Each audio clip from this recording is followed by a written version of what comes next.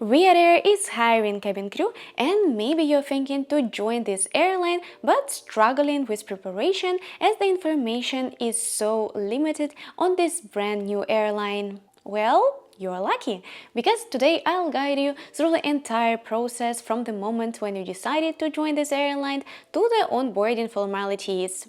We'll cover an online assessment, an assessment day, and the real question from the Riyadh Air recruiter, so you'll be prepared and won't feel nervous. As always, my name is Rubina, you're on the Just Dream Ginger channel, where we explore the skies, share aviation insights, and dive deep into the reality of cabin crew life.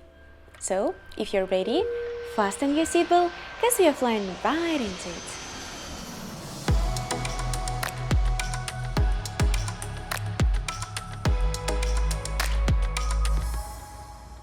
If you're new to this channel, I already have two videos about Riyadh Air. The first one is general video about the Riyadh Air, the requirements, what you can expect from this airline, benefits and possible downside of this airline, and the second one about the cabin crew salary, including entry-level position, supervisor and purser. So if you haven't watched it yet, you may go and check them first. Just one reminder, the first video about the Riyadh Air was filmed when they were hiring only experienced cabin crew. Nowadays they are hiring everyone with a customer service experience, and you don't need to have a previous cabin crew experience. But if you do have it, congrats, because they might offer you start not from the entry-level position but from the supervisor and purser position. But I'm gonna mention it slightly later on when we're gonna talk about the assessment day. And let's get started. First thing first, if you decided that you want to work as a Riyadh Air cabin crew, you need to fill out your application through the official career website under the cabin crew section. You will need to upload your CV, professional photos like your full face photo and a passport photo, and fill out the basic information about yourself like your education and professional background. At this point, you need to make sure that you have all the basic requirements for this position, which includes not only your education and professional backgrounds in a customer-related area, but also your age and haze requirements, because it is really important. If you are below the minimum haze, you will get an automatic rejection email. But once you are submitted and you meet all the requirements, you will get an invitation for the online assessment, which is the second step to become a cabin crew with a Riyadh Air. Riyadh Air online assessment has three main parts, and it will last around 25 to 30 minutes in total. The first one is cabin crew situational scenarios. It will last around 10 minutes, and it will be multi-choice questions about the real-life scenarios you might face on board as a cabin crew. For example, the VIP card doesn't work during the purchase of the item from the duty-free, and you need to choose what you're gonna do next. Like A, refuse the order, B, suggest another payment method, or C, escalate the situation to your manager. Choose the most professional and customer-faced option. In this case, obviously, it will be try with other payment methods, because, of course, if you have an experience as a cabin crew before and you ever deal with duty-free, you know that card is not the only method of payment, so obviously you just need to offer your customer another payment method. But even if you don't have a cabin crew experience, but you ever work with your customers before and you work in a hospitality area, you know about the other payment method as well. And of course, you work as a part of the team, but you need to make your decision on your own as well, so not every situation should be escalated to your manager. Like this one, you definitely can decide for yourself. If all option doesn't work, of course, you need to talk to your manager, but other than that, you can deal with the situation and you don't refuse any services on board unless you tried all other methods.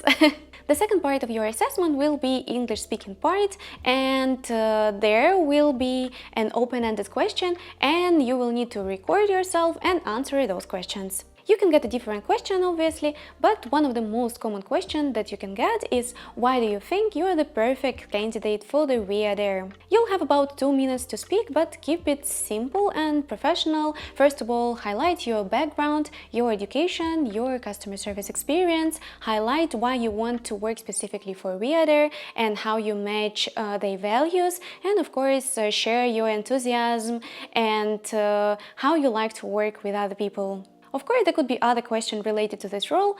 They could be about the Riyadh Air, what you know about it. That could be about the cabin crew role, why you want to work as a cabin crew. So just prepare those basic questions, answer yourself why you want to get this position, so you won't be surprised during this part of your interview. And the third part of your online assessment is the listening assessment, and most of the people think that it's one of the toughest part of your online assessment. You'll get around 10 questions and you will need to hear the conversation, and those conversations are not within the people with the perfect English, slow and super understandable. There could be the conversation with the people with the difficult accents, so that might be a tough part. My tips to handle it is to read your question and answer first, so you can hear like keywords during the conversation, and if you already hear what is the answer to that specific question that they want you to answer it first and go to the other question, because timing is like kind of tight, so don't spend a lot of time for the question that you already know the answer for. Like, proceed to the next one. For the online assessment, my tips for the candidates will be: stay calm and professional, prepare yourself before you start your online assessment. I already told you what you can expect, so just prepare yourself in advance what could be the question and how you can answer them. Yes, well, yes, that's an online assessment, but look and feel yourself already as you're on the assessment day, as you're a part of the Riyadh Air. They want to see you polished and professional, and that's the key to succeed, to be prepared and already look like the crew, already look like a person they want to hire. And keep in mind everything that Riyadh Air's value: hospitality, teamwork, adaptability, open-minded, and that's your key to succeed with your online assessment. When you submit your online assessment, you will need to wait a bit for the result of your online assessment, and if you are successful, you will receive an invitation to the assessment day. If Riyadh Air isn't hosting an assessment day in your country, you can apply to the different location, but in this case, you will need to cover your travel expenses yourself.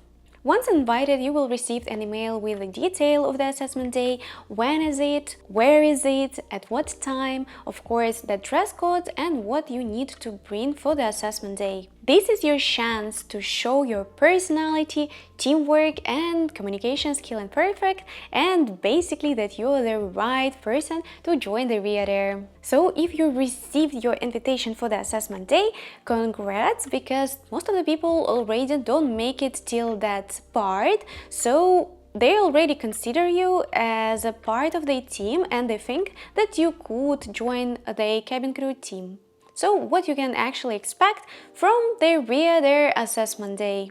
It's usually a full day event and it consists of 6 stages, and we're gonna go through all of them briefly. The first one is a company presentation, and HR representative gonna talk to the candidates, and they're gonna talk about the Riyadh Air, where you're gonna move, what you're gonna do as a cabin crew, what's gonna be your benefits, accommodation, salary. So that's a possibility for you to know more about the airlines. Of course, at the end of the presentation, you'll be able to ask the question. There will be many of you, so have a chance, and maybe a recruiter will choose you and you will be able to ask the question that you're interested at. And from what I know, when you actually want to answer the question, that's a good sign. It shows you that you're kind of initiative person, so prepare that question in advance, raise your hand, and if they choose you, ask your question. And also you can know more about the Riyadh Air at this point. Just don't ask them stupid question. Like, are we gonna have a lot of layovers, or will I be able to bring my boyfriend when I join Riyadh Air? Like, that's not the question they want to hear from you. You can ask something about your promotion, how long it might take, or like extra question about accommodation or workload, like anything related to your job, but not to your travels or your personal life. The second stage of the assessment day is the first group activity, and they're gonna divide you for a smaller group, around 20 to 25 persons, and each of you will have a chance to introduce themselves briefly, and they will ask you a question. It could be something normal and typical, like what is your favorite part of a cabin crew job, like why you want to become a cabin crew, or it could be something more trickier and something you don't expect them to ask you, like are you a morning or a night person, or even what is the favorite part of your body. There is no right or wrong question. They just want to see how you communicate with people, how you deal with a stressful situation, and if you can follow the rules. So if they're saying that you have 30 seconds to introduce yourself, that you have like 1 minute in total to answer that question and introduce yourself, follow the rules, because if you go above that, that means that you don't follow the rules. And one of the most important qualities of cabin crew is that we're perfect at following the rules, because later on you will need to learn the whole manual about the aircraft, and you will have a chain of commands, and you should be that kind of person who is good with complying. So just follow the rules, answer the question, be prepared that they could ask you something you are not expecting to hear, and that's gonna be your tips to pass through that first group activity. The third part of the day is the second scenario-based activity, group activity. So you also will be divided into the group, but that time it will be a smaller group, like 5, 6, 7 person, and you will be given a scenario and a time to discuss that scenario and make a decision at the end of it. Recruiter will be around you all the time. They will be listening what you're saying, what your suggestion, are you like not talking much, or are you taking initiative? So they will be around all the time, and you will need to decide who's going to be that one person who will tell your decision as a group. My tips is to volunteer to do that, but don't be too much, because they want you to be a team member. Of course, they want you to be initiative, but a team member. So listen actively, take part in those conversations, take part in the decision making. Don't be too quiet, but don't be too much. And that's a tip to pass through that second activity. There could be different scenarios. If you ever took part of the assessment day of Emirates or Qatar or Etihad, you might already know what kind of scenarios could it be. They're kind of similar, so you could just go through them, and you'll be prepared that you can't just have this specific scenario and you need to talk to people. It doesn't matter, there is no right answer. You just need to make a decision. You need to show that you're good at teamwork, that you're good at talking to other people, that you're good at listening, that you can take an initiative. So yeah, that's the tips for the second group-based activity. The fourth part of the day is a break and observation. So during the day you will have breaks between those activities, between the presentation, group activities, and of course you're gonna have like a lunch time. And as I was told by my friend, you are provided even with a lunch, like basics, but it's really nice from them to provide you with a lunch, because when I had my assessment days with the Qatar and Emirates, I paid for my own lunch. But as I was told by my friend, that they do provide you with a lunch, which is super nice. But during your break, still keep in mind that they observe what you're doing. Even if they are not around, they want to see that you're chatting with other girls or guys, that you are around. And keep the time in mind. If they tell you a specific time, be there even earlier. In aviation, we do have a rule that if you're on time, you're late. If you're early, you're on time. So the aircraft gonna depart without you if you're not on time, so you should be early. Same for your assessment day. If they told you that you should be there at a specific time, be around, be ready, and even slightly earlier. Like, of course, you have a time to use the toilet, you have a time for a lunch, but keep that time in mind that if they told you should be there at 9:30, you should be there at 9:25, just to be on the safe side.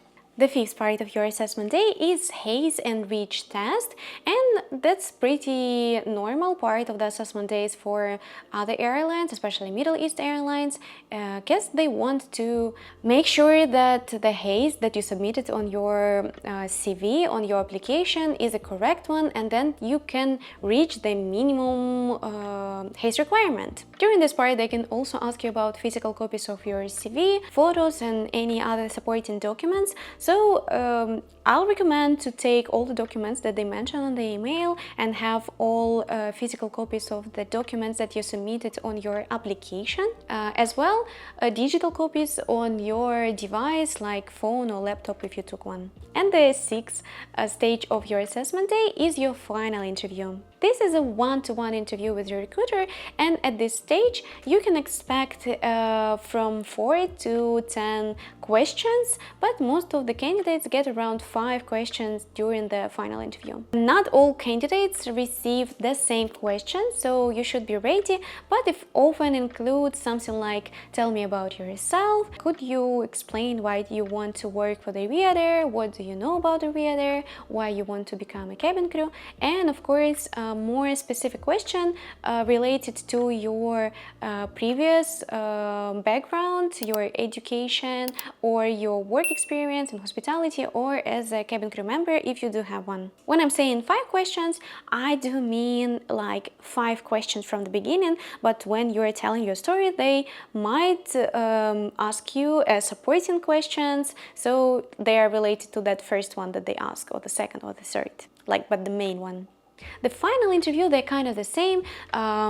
If you ever had a chance to have a final interview with other airlines, other Middle East airlines, European, American, Asian, they are quite similar, and they are related to your desire to become a cabin crew, and also they're kind of related to your professional background. They want to know how you handle difficult situation, how you feel yourself in a stressful situation when you need to deal with the customer complaint, or when you need to handle a difficult situation with your colleague when you work as a team, as a part of the team. So be ready for the question related to your professional background, and if you do have a previous cabin crew experience, they will definitely ask you the question related to that.